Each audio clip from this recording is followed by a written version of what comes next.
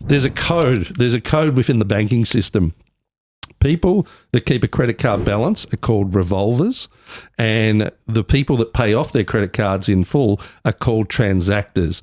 The banks love revolvers because you pay that minimum spend, which is 3%, but the hope is that you keep accumulating so that interest cost goes up over time.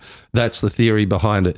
As for the transactors, where the banks and the credit card businesses are making their money are on that 1.5% surcharge and merchant fees. So if you think about, I worked it out, there were nearly something like 993 million transactions.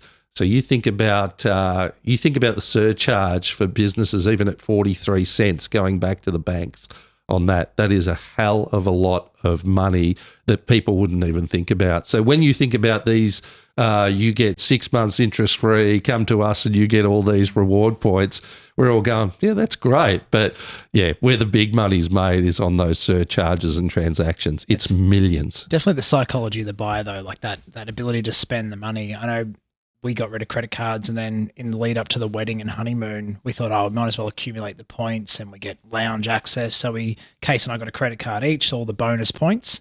But then the uptick in our spending because we had credit cards, like we would... It's incredible. You know, and we had to really rein it back in and go, this got out of control. And then one thing I would challenge listeners to go and do if they do have a credit card balance is get their statement, flip it over and look at if they're just making the minimum repayment, look at what they have to pay back over the lifetime to pay down that. It'll be on a $2,000 balance. If you just pay the minimum, you end up paying back like $6,500 over 5, 6, 7 years. It's very close to interest only. Very close. It's insane. Whereas then below that, it should usually show. But if you doubled your repayments from the minimum only, you'll pay it back within 18 months and only lose $1,000 interest, for example. So definitely look at those numbers because they are big. They had to implement that. They didn't used to do that, and they had to implement it because people just didn't realise that the interest cost was going up and up and up and up. And that's the whole theory of credit cards. I mean, the credit cards came out, I think it was Bank America card